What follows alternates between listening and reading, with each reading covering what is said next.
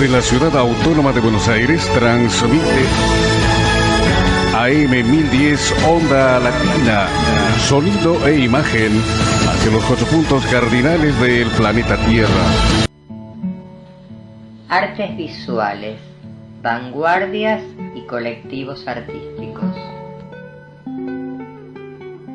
Buenas tardes, estamos acá en el Museo de la Mujer Argentina, Pasaje Rivarola, 147, en Cava, con Graciela Tejero Coni. ¿Qué tal, Graciela? ¿Cómo estás? Hola, Adriana, gracias por la invitación. No, por favor, hay una muestra muy interesante que se inauguró ya hace unos días.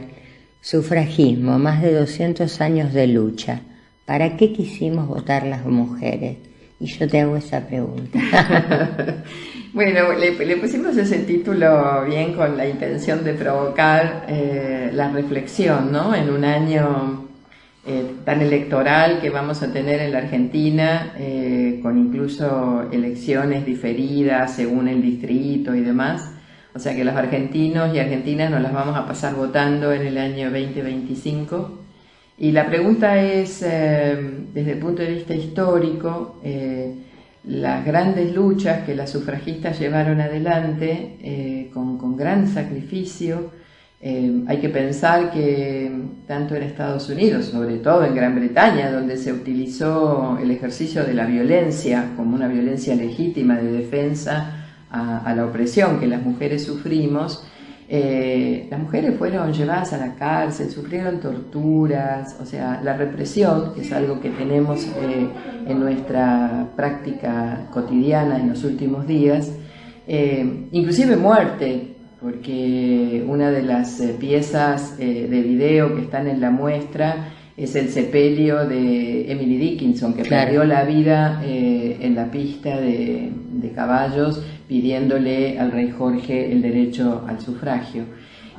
O sea que tortura, cárcel, muerte para conseguir este derecho, y entonces nos preguntamos hoy, un siglo después, bueno, ¿para qué quisimos votar las mujeres? ¿Es el voto lo que nos da la libertad de decidir sobre nuestro destino? ¿O nuestra capacidad de libertad está totalmente cercenada todavía por el patriarcado y por políticas públicas que cercenan nuestras conquistas? Bueno, esto es la reflexión que esta muestra, si bien tiene un carácter histórico, porque va recorriendo las experiencias de, por ejemplo, las pioneras en Estados Unidos, que fueron quienes encabezaron el abolicionismo por la esclavitud, y en su participación descubrieron que en realidad ellas también eran esclavas, no solamente la población afrodescendiente y la negritud en ese momento, después de la guerra de secesión,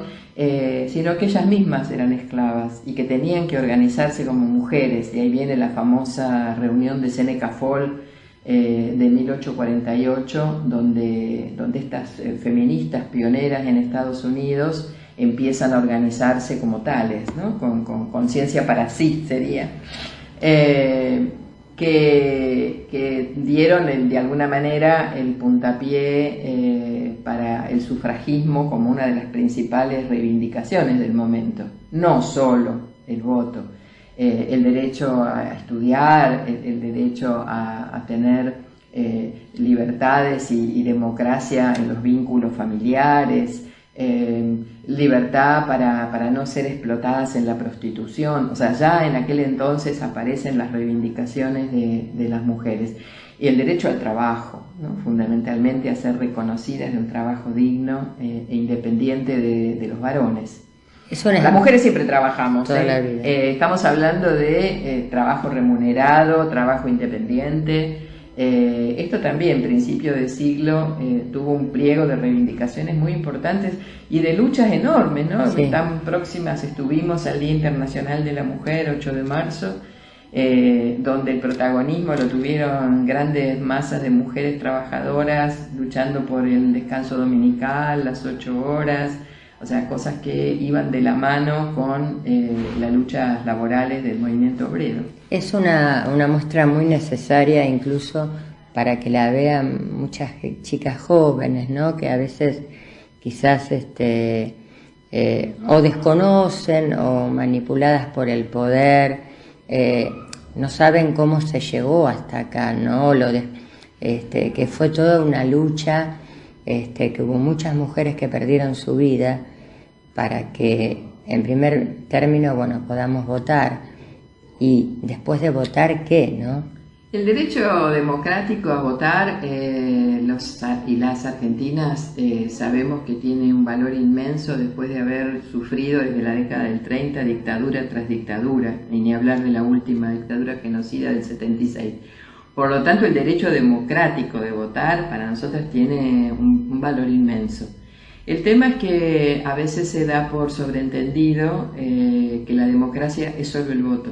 Claro. Y la democracia es mucho más que el voto. Totalmente. Nada, podemos poner en un lugar de poder a través del voto a personajes que después no dan respuesta a nuestras necesidades. No, seguro. Y eso lo estamos viendo diariamente. Y por otro lado, bueno, ven en el mundo que todavía hay mujeres que no pueden votar. Claro, está muy o bueno. Mujeres que han votado y han perdido ese derecho, ¿no? El otro día una visitante se sorprendía y caía en la cuenta de que, por ejemplo, las españolas habían conquistado el voto durante la República en el año 37, y cuando subió Franco no pudieron votar más. Y no votaron las españolas hasta el año 77. O en Europa, que nada, la moderna Suiza recién en la década del 90 habilitó el voto en algunos cantones. Y vos decís, ¿cómo? En los 90 todavía había suizas que no podían votar. Sí. Claro, sí, es increíble. Y es interesante porque la muestra nos da cuenta de todo esto, ¿no? Que es lo que vos decís, que, claro, que no es lineal, no en todos los lugares igual. Y que se desconoce, se piensa que Europa, ¿cómo podía ser que había países donde no podían votar? Tal cual. En América Latina el primer país que tuvo voto desde el punto de vista nacional fue Ecuador. Ajá. Y después, bueno, hubo una seguidilla, ¿no? La muestra abarca, digamos, todo un panorama internacional, desde el primer voto en Nueva Zelanda en 1893 hasta, digamos, todo el proceso de lo que fue el voto en la Argentina. El voto en la Argentina. Que hubo un importante movimiento sufragista a fin del siglo XIX y principios del XX, que tuvieron a Julieta Lanteri, por ejemplo, y a toda una camada de mujeres, sobre todo socialistas y radicales, que fueron sufragistas en las primeras 2 décadas del siglo XX. Pero bueno, tendremos que hacer mucho balance también las argentinas de cómo conquistamos ese voto, de cómo el peronismo dio la oportunidad de que las mujeres en la década del 50 pudieran votar, pero no recogiendo esa experiencia, y a su vez esas sufragistas, particularmente las socialistas como Alicia Moró de Justo, se opusieron claro. al voto porque era otorgado por el peronismo. Vos mirá qué contrasentido, después de haber luchado tanto. No tener, digamos, como objetivo, como meta, la conquista de derechos para las mujeres y hacer valer más su condición de socialistas en la Unión Democrática, ¿no? O sea, les valió más su adhesión partidaria que su feminismo, en este caso. Totalmente. Entonces, bueno, esas cosas son las que tenemos que poder pensar y ponerlas en clave de actualidad, porque son muchos de los debates que hoy siguen recorriendo el movimiento de mujeres. Sí, la verdad que sí. Y a veces sí se ponen por delante las pertenencias partidarias e ideológicas. Y a veces hay que dejarlas de lado. Por sobre los derechos de las mujeres en su conjunto. Y tenemos muchas mujeres, lamentablemente, con acceso al poder, pero con actitudes sumamente patriarcales. Sí, eso es como que toda la vida pasó, ¿no? Sí, no es el hecho de ser mujer no es una garantía de liberación para otras mujeres. No, totalmente. Me parece que hay que poner blanco sobre negro en el debate de que las mujeres no es sinónimo de feminismo. Seguro. Hay muchos varones mucho más comprometidos, a veces con el sentido antipatriarcal que muchas mujeres.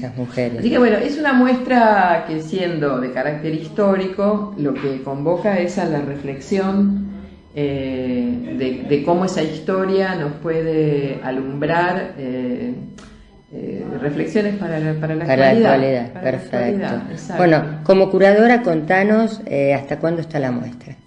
La muestra va a estar abierta hasta el 18 de marzo. Nosotros tenemos el museo abierto de martes a sábado, de 15 a 19.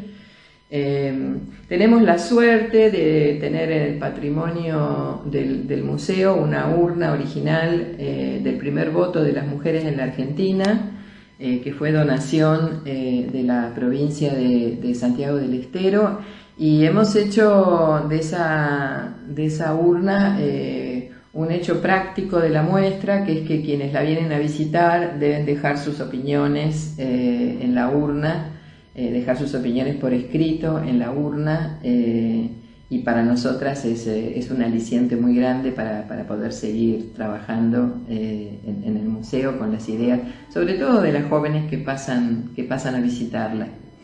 Y después tenemos del artista Valeria Salum un facsímil en tamaño natural de todo el vestuario de Julieta Lanteri, Sí. incluido su sombrerito, porque ella vestía toda de blanco, de los zapatitos hasta los guantes, que era el distintivo de las sufragistas en el mundo, o todas vestidas de blanco o todas vestidas de negro. Era una forma de identificación con la causa sufragista. Y después, como notas de color, todo lo que esas mujeres organizadas y tan aguerridas hacían apología de lo que es el vestuario femenino, ¿no? O sea, las caricaturas de la época las pintan como mujeres que han tomado actitudes masculinas y que son feas y desagradables, sí, y malhumoradas. Y las sufragistas, todo lo contrario, hicieron culto a la moda, adornaban la cabellera, los sombreros con flores. El detalle que vos decís, Julieta. Claro, el detalle de las cintas tricolor, lo mismo que las escarapelas, las bandas, todas las pancartas bordadas, que eso me parece que es un plus que tiene esta muestra, que es que también se exhiben hasta el martes próximo las pancartas, que son el fruto de un trabajo de taller, de bordado de todo el año pasado, de una cantidad de artistas textiles que trabajaron con la estética de las sufragistas de principio del siglo, pero con consignas de actualidad. O sea, ¿qué es lo que hoy las mujeres estamos reclamando? Muy importante. Bueno, Graciela, te agradecemos. Y bueno, ya estaremos acá en el museo con otra muestra. Bueno, gracias, siempre son bienvenidas y la puerta está abierta para todas las y los que quieran visitarnos. Bueno, muchas gracias.